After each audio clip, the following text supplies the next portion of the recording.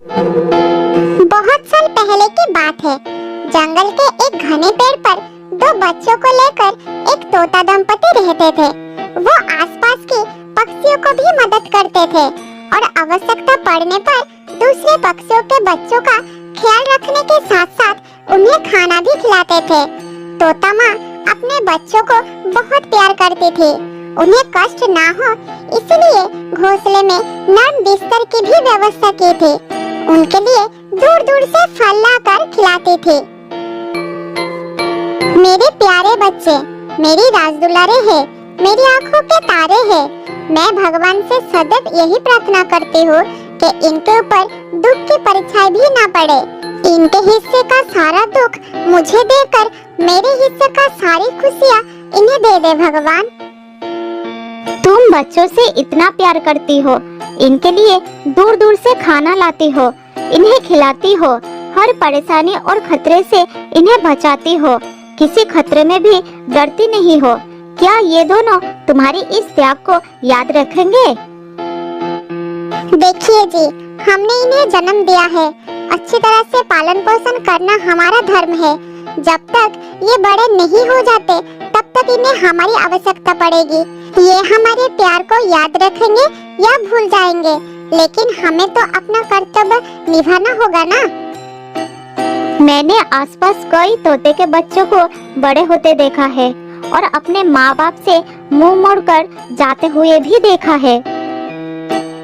देखो जी, हमारे बच्चे बड़े होकर अपनी दुनिया बसाए और उसी में खुश रहे, यही चाहती हूँ मैं।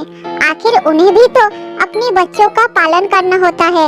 हमें अपने स्वार्थ के लिए उनसे कोई आशा नहीं रखनी है। आशा नहीं रखेंगे तो दुख भी नहीं होगा। तुम्हारी सोच बड़ी अच्छी है।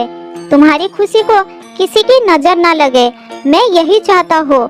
मैं तुम्हें और अपने बच्चों को लेकर आजीवन सुखी रहना चाहता हूँ।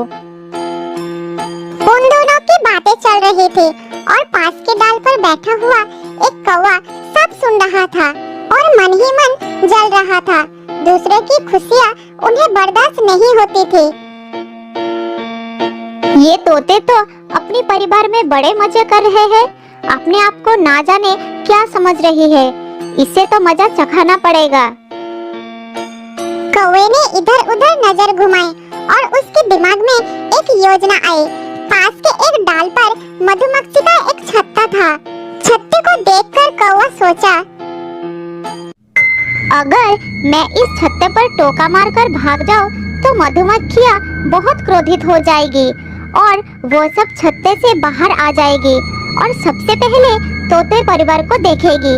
फिर मधुमक्खियाँ इस तोते की हालत बहुत खराब कर देगी। मुझे तो ये सोचकर ही बहुत आनंद हो रहा है। ये कहकर कौवा वहाँ से उड़ गया और उस छत्ते पर चोंच मारकर भाग निकला।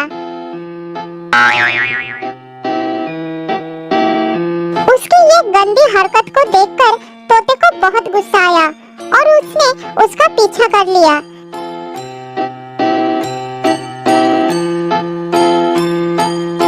इधर बहुत सारे मक्खियों को क्रोध आ गया। बाहर निकलते ही उन्हें तोता का परिवार नजर आया। तोता माँ ने झट से देख लिया। उसे अपने बच्चों की चिंता आ गई। माँ तोता अपने बच्चों को पूरी तरह से ढक लिया। फिर मधुमक्खियाँ वहाँ आकर माँ तोता को डंक मारने लगे। उसे बहुत पीड़ा हो रही थी, लेकिन दर्द सहकर भी बच्चों को बचा रही थी।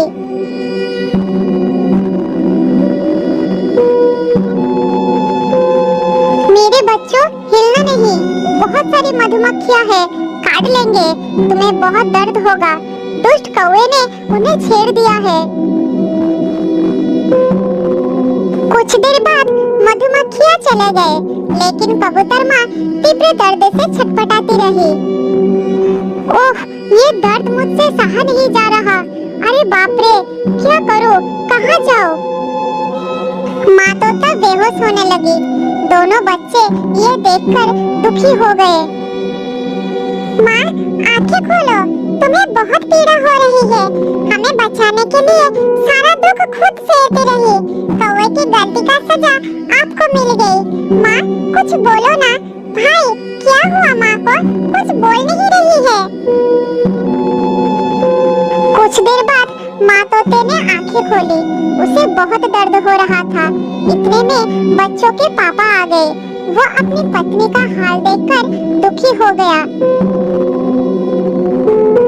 मैं जानता हूँ कि मधुमक्खियों का जहरीला डंक का असर बहुत असहनीय होता है। तुम चिंता मत करो, मैं अभी बंदर के पास जा रहा हूँ तुम्हारी दर्द का दवा लाने के लिए। ये कहकर वो दवा लाने के लिए चला जाता है। बंदर भाई, मेरी पत्नी को कुछ मधुमक्खियों ने डंक मार दिया है। उसे बहुत दर्द हो रही है। क्या तुम्हारे पास कोई दर्द निवारक दवा है? अगर है तो जल्दी दो, तुम्हारी बड़ी कृपा होगी। हाँ, दवा तो है, लेकिन ये सब हुआ कैसे, ये तो बताओ। ये सब एक दुष्ट कौवे की वजह से हुआ है। वो कौवा हर रोज किसी न किसी को परेशान करता है। आज वो मधुमक्खियों के छत्ते पर धक्का देकर भाग गया। तभी मधुमक्खियाँ छत से निकली और मेरी पत्नी को सामने पाकर डंक मार दिया। ठीक है, ये लो दवा और जल्दी अपनी पत्नी के पास जाओ।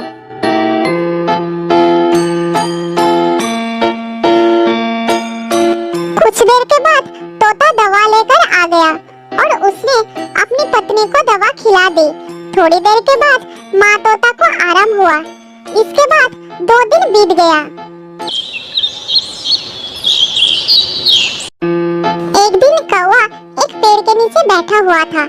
उसके दिमाग में फिर से कुछ योजना बन रही थी। इतने में तेज हवा चली और मधुमक्खियों के छत्ते पर एक लकड़ी का टुकड़ा आ गिरा। मधुमक्खियाँ भड़क गई। उन्हें पेड़ के नीचे कौवा दिखाई पड़ा और सारे के सारे उस पर टूट पड़े। उन सब ने मिलकर कौवे को इतना काटा कि वो दर्द से पागल हो गया। अरे बाप रे, मर गया रे। शरीर का कोई भी भाग नहीं बचा जहाँ मधुमक्खियों ने ना काटा हो। आज तो मैंने कुछ नहीं किया, तो ऊपर वाले ये सजा क्यों दिया? दूसरे पेड़ पर बंदर और तोता परिवार सब सुन रहे थे। बारे शरीफजादे, तुम्हारे शराफत को तो सारे जंगल जानते हैं। 2 दिन पहले की शरारत भूल गए। आज तुम्हें तुम्हारी कर्म का ही फल मिला है। तोते का दर्द का इलाज तो मैं कर दिया, लेकिन तुम्हारे लिए मेरे पास और दवा नहीं है। अब तुम्हें सही सजा मिली है। बंदर भैया माफ कर दो, साथ में दवाई भी दे दो। दया करो मुझ पर।